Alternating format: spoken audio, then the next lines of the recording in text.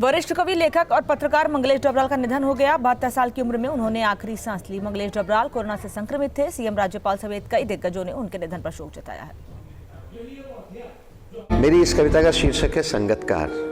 संगतकार बीच बीच में ताने लगाने में, उस्ताद का, बड़े गायक का साथ देने में अपनी आवाज का इस्तेमाल करते हैं। तुम्हारा प्यार एक लाल रुमाल है जिसे मैं झंडे सा फहराना चाहता हूँ। तुम्हारा प्यार एक पेड़ है जिसकी हरी ओट में मैं तारों को देखना चाहता हूँ। रोज कुछ भूलता कुछ खोता रहता हूँ। अभी अभी नीला रंग देखा था, वह पता नहीं कहाँ चला गया। चिट्ठियों के जवाब देना, कर्ज की किस्तें चुकाना भूल जाता हूँ। जागते हुए मैं एक समुद्र में तैरने से बचता हूँ। सोते हुए मैं देखता हूँ रात का एक अपार समुद्र। कहीं कोई नाव नहीं है और मैं डूब रहा हूँ, और इस डूबने का कोई अंत नहीं है। मेरा भाई है।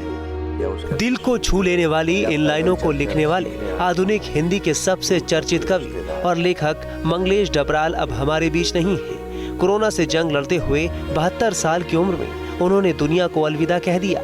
सांस लेने में परेशानी के चलते उन्हें दिल्ली एम्स में भर्ती करवाया गया, लेकिन हार्ट अटैक के चलते उनका निधन हो गया। प्रतिष्ठित साहित्य अकादमी सम्मान से सम्मानित डबराल का जन्म 26 मई 1948 को उत्तराखंड के टिहरी गढ़वाल में हुआ था। उनके निधन पर एचआरडी मिनिस्टर रमेश पोखरियाल निशंक ने दुख जताया है। उत्तराखंड के मुख्यमंत्री और राज्यपाल ने भी हिंदी साहित्य के प्रखर हस्ताक्षर के निधन पर शोक व्यक्त किया है।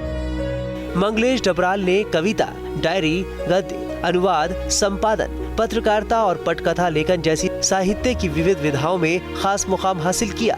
मंगलेश डबराल का दिल पहाड़ के लिए धड़कता था। उनके कविता संग्रहों में पहाड़ पर लालटेन, घर का रास्ता, हम जो देखते हैं, मुझे दिखा एक मनुष्य, आवाज भी एक जगह है, नए युग में शत्रु और कवि ने कहा शामिल है। इसके अलावा इन्होंने लेखक की रोटी, कवि का अकेलापन जैसे गद्य संग्रह और एक बार आयोवा यात्रा वृतांत भी लिखा है।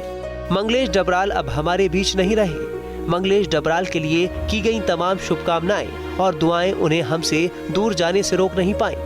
अब वो एक नए समय में है। वो अब हमारे स्मृतियों में है, क्योंकि उन्होंने ही कहा है, स्मृति एक दूसरा समय है। या पैदल चलकर सीखने आने। Team news state.